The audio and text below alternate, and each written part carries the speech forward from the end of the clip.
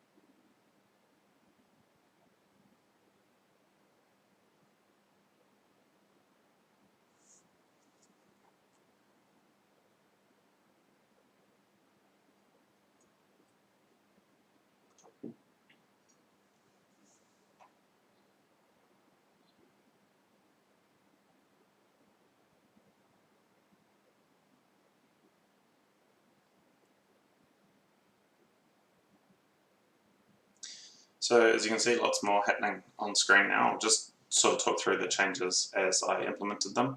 So you'll notice on the left-hand side of all the player icons, there's now basically three, effectively, types of displays. So for the 3 hits, you can actually see how much toughness they've got while they're active.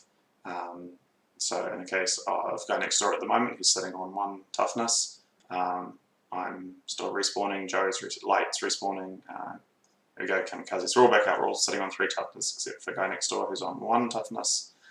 For all the 1 hits, it's just a solid green bar, just to indicate that you're alive, basically. And then you'll notice that when a player gets deactivated, their bar changes colour. So in the case of an enemy deactivation, it goes red. And you can see how long it is until the player comes back up. And in the case of a resupply, it goes blue.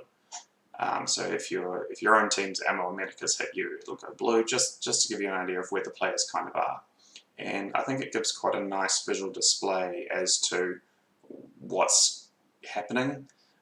So you can see, it sort of briefly flashed there, but Mr. Doom and Roto both got hit by red, so there's a good chance that there's someone attacking Green's resupply at the moment. I'll skip ahead on my list now because it's displaying, but you can see that DK on red team has rapid fire activated, and that's the flashing ring around his name. Potentially other ways to display that rapid fire is active, but that was a suggestion from Matt, aka Godservant, who's actually the scout on our green team at the moment, and I think it works quite well because you can't earn special while rapid fire is active, with the exception of destroying bases. so there's really no need to use that ring while a scout does have rapid fire active. While we're on the subject of looking at DK, you'll see that bases have also gone in. So a little bit different from what you'd see on the normal scoreboard. Both bases are visible as grey icons for everyone, and then as you destroy them, in the order you destroy them, they'll change colour. So in the case of DK, he destroyed green base first, and then blue base second. No one else has destroyed any bases yet. But it just sort of gives, I think, a nicer visual indication that there are two bases for each player to destroy. And I don't think it affects too much the ability to look up and down the list and see who has and hasn't destroyed bases, because the colours do stand out fairly strongly against the grey, and you'll see that for a green team when one of us destroys a red base. Interesting slight tangent. If you look at DK, I don't know if this applies to everyone, but I know it applies to me. The blue base looks ever so slightly smaller than green base. I actually zoomed in and took a screenshot and compared them. They are exactly the same size. I think it's because the blue is darker than green, but for me it creates this optical illusion where one base looks smaller than the other. I can assure you down to the pixel level they are exactly the same size, but I thought it was quite an interesting phenomenon. So bases are in there. Missiles.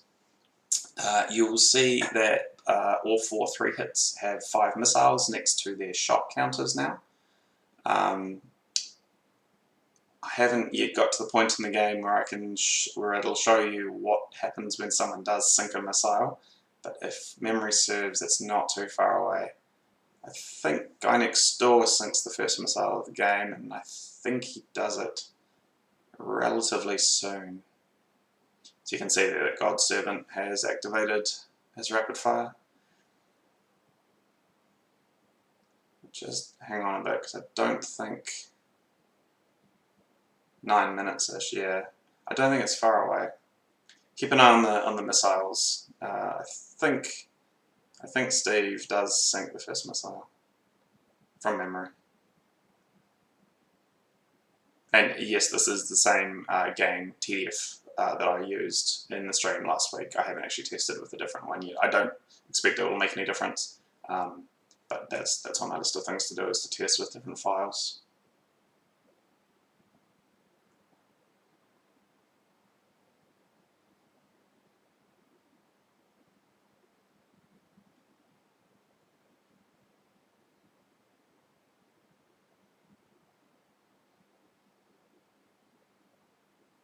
No, I don't think it's far away.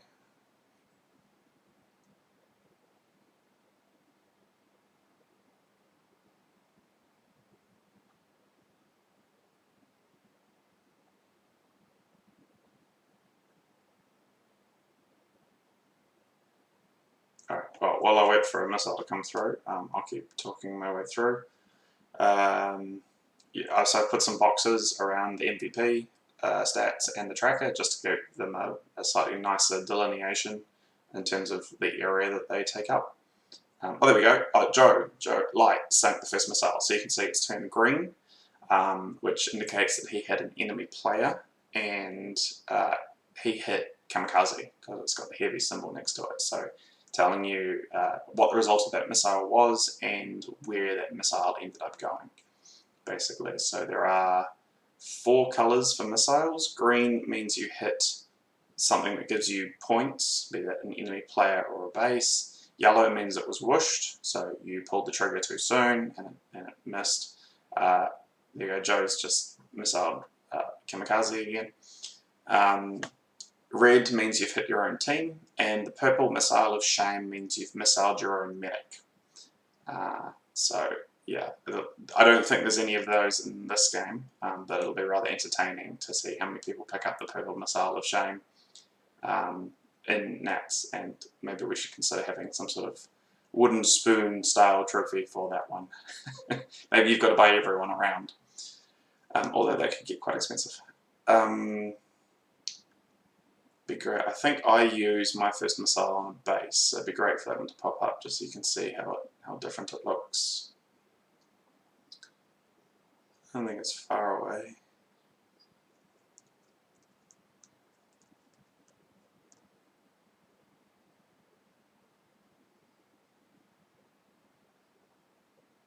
Yeah, it was a terrible command game for me. There we go. So a few of us have started getting red base on green team. So you can see that's showing up quite nicely. And yeah, so there you go. Mr. Doom's got both bases, and it's quite a nice contrast to the light grey colour.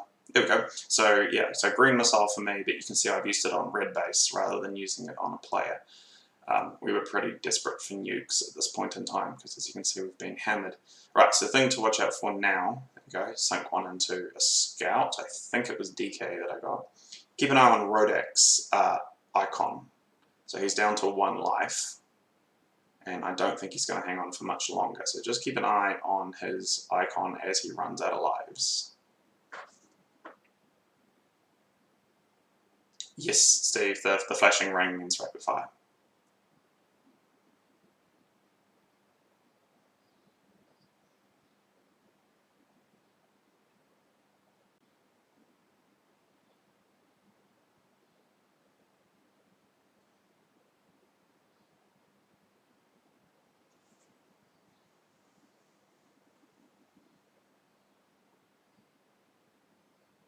He's hanging on with 1 life well. It's about the only time I actually want my own Mimic to die out, just so I can show what happens.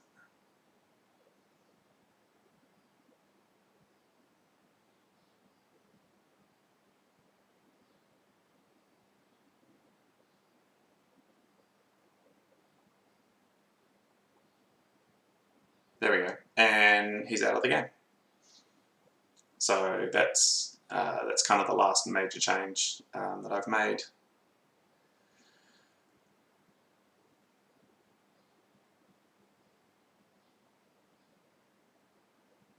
Maybe remove the special points. You mean in the case of like Paranoia now, where it's flicking between the special points and the full room?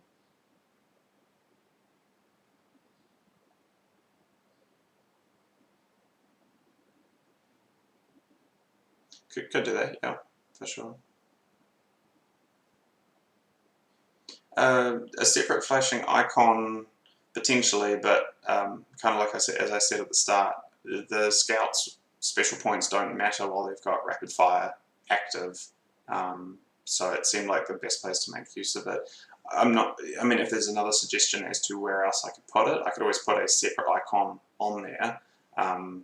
I suppose there's a little bit of space left over on the scoreboard for pushing things in. But I'm open to suggestions. It was just one of the easiest ideas that we came up with. Actually, I didn't come up with it. Matt came up with a God Servant. But I love the suggestion. I think it came from Peter. Sorry, Peter, I don't know what your gamer name is. For the missiles and tracking where they've gone and who they've hit. Because I think that just adds a whole new element to the game. Like you can see in the case of me, as the Green Commander, I've only sunk 3 missiles and 2 of them have gone into bases. So yeah, I've got a lot of work to do to improve my Commander game. Is Peter Trage? Okay, that's cool.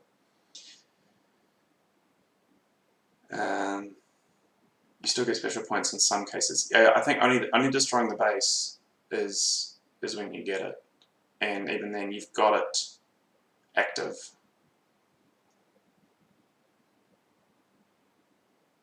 Slightly above or below the name of the scouts.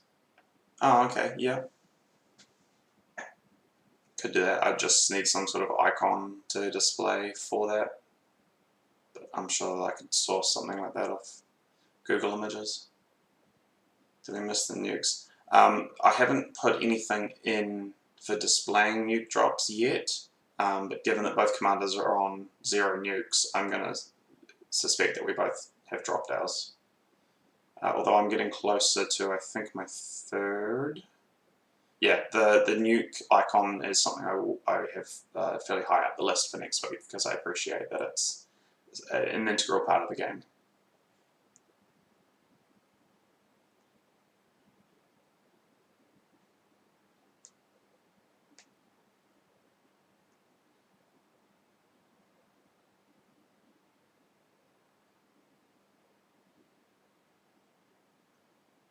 I think Noro is about to run out of lives. There he goes. Yep. I need to get rid of the rapid fire icon. While a player is eliminated, onto the bug list it goes.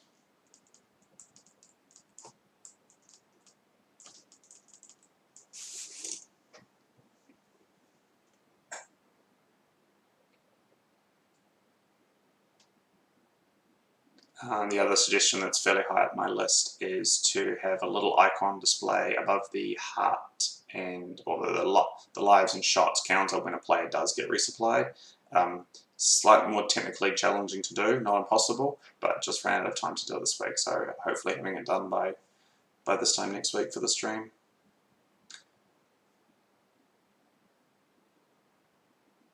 Nuke icon above name or below to match where you put the rapid. Yeah, it would make sense to put it in the same place. Special points bar HP off.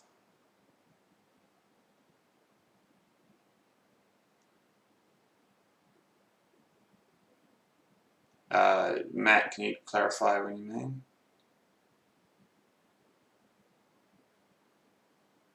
You mean like get rid of the special when the player's been eliminated?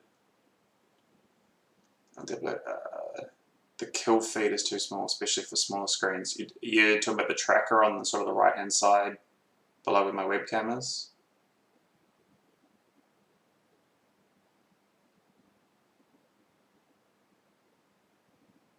Yeah, I've noted the bug about rapid fire flashing when a player is dead. I will fix it up. It's relatively easy to fix.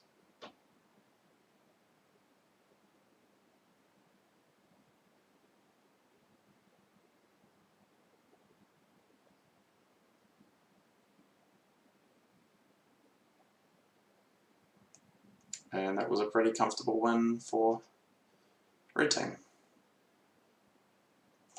So I'll cycle it back around so that people can reference it. But yeah, that's where we're up to so far. If you've got suggestions or questions now in chat, I'm happy to take them. Otherwise, the post in Laserforce Tournaments is a great place to put feedback. You're welcome to direct message me on Facebook if you like, or your communication medium of your choice. I do occasionally appear in Discord channels when invited. Yeah, I've got a few things to work on before next week. I think it's coming along nicely in terms of giving you more information about what's happening on screen. Respawn times. Okay, cool. Thanks for noting that, Ben.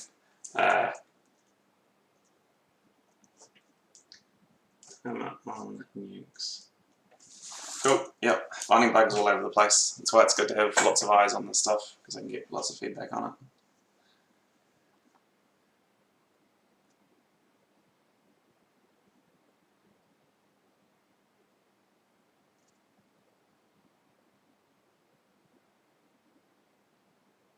Text in the tracker larger. Okay.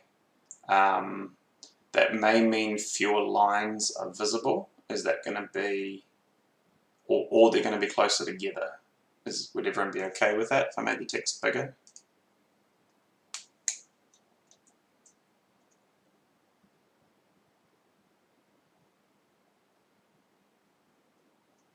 In fact, let me do something really brave and try this in real time. And you should never make changes to code in real time while people are watching, because that's when things really break. But I'm going to be bold and reckless. I've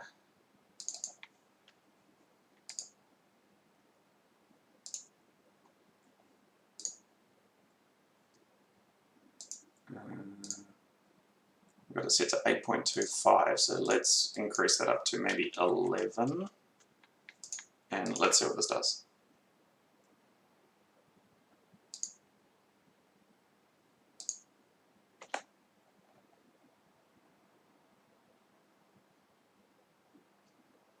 No, it hasn't changed the text size.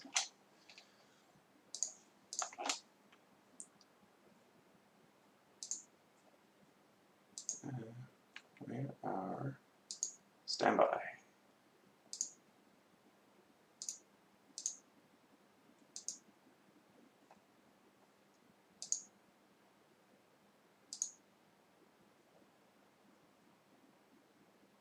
Oh, I guess it doesn't cascade down.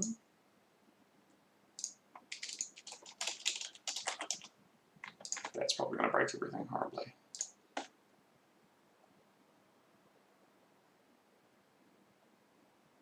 Or not change it at all. Okay, I'll do that properly when I don't have people watching.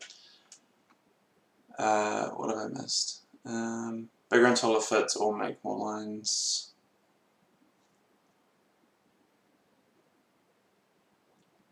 Maybe a change of layout, put the game screen hard bottom left corner. Oh yeah.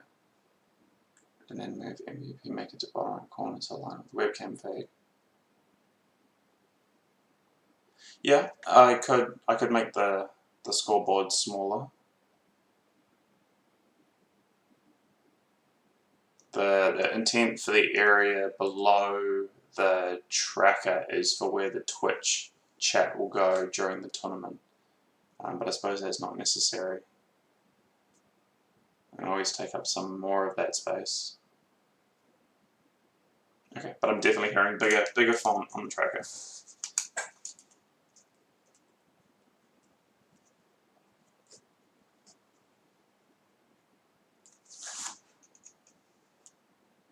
MVP feed made smaller. Yeah, it can.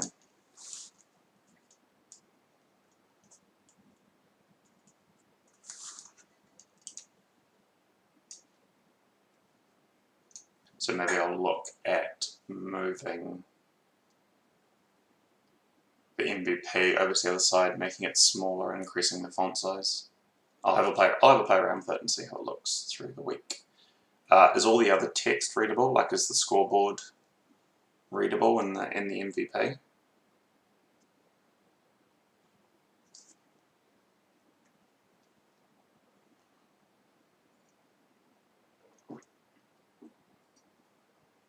Yep. I've seen the suggestion about making it segmented. It's on my list to do, and I will hopefully get to it this week. It's a little bit more time consuming to do, mostly because each player has differing amounts of special required. But I will look at trying to get it done by next Saturday or Friday night, depending on where you're joining me from.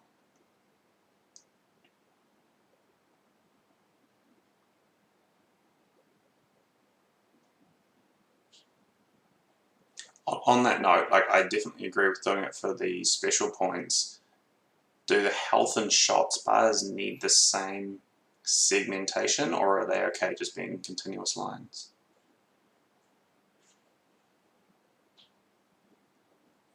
Since the member name can be maxed out in characters, I guess one can play about with the size of those boxes. Yeah, I mean, because who's got the longest name there?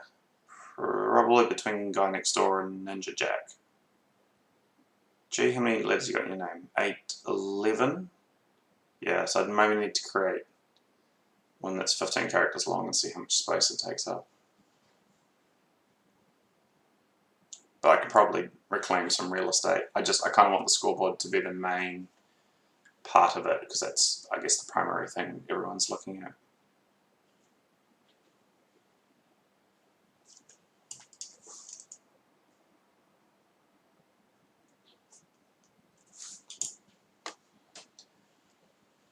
Is the new scoreboard only for Twitch? Only for Twitch? Not necessarily.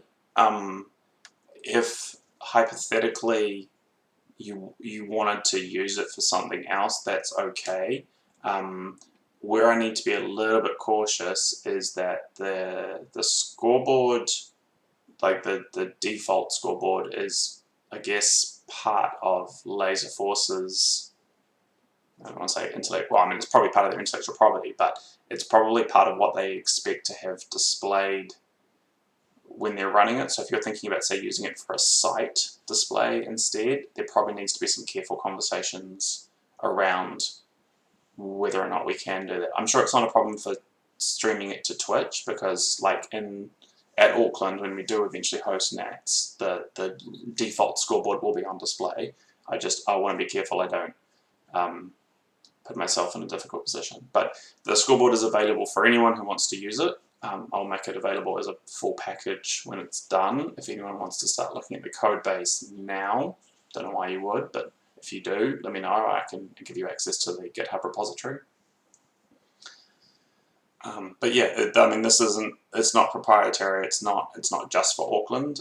If whoever hosts NATS 2022, 23, 24 wants to use it, by all means, it's freely available, and I'd love to work with the site coordinators to get this implemented if that's something you want to do.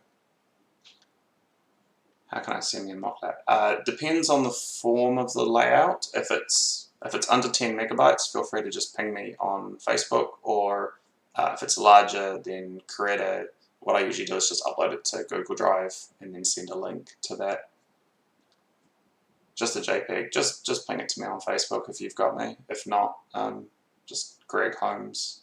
Find me, add me. I've got friends with pretty much everyone at Auckland, I think, so I'm fairly easy to find. And Steve has pretty much everyone in the Laserforce community, so if you find him, you can find me. Steve knows everyone.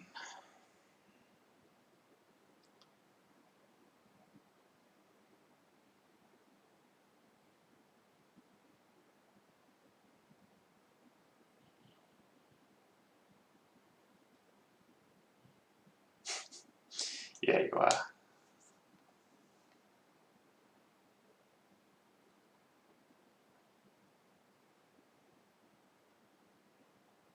Sounds. I'm definitely going to look at adding some sounds next week. Probably not all of them, but I'll at least maybe look at putting in a couple of the basic ones like shots and resupplies, just to break up the horrible silence that exists.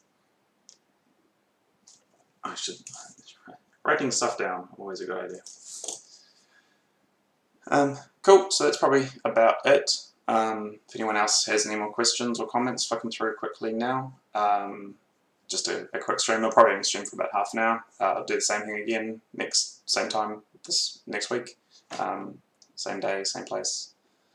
Like I said at the start, if you've got any ideas, questions, comments, feedback, anything, hit me up on Facebook.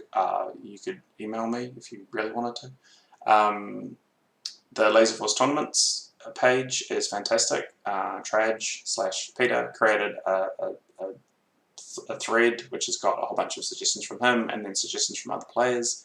Yeah, however you want to get the ideas to me, feel free to send them through. I'll take them on board.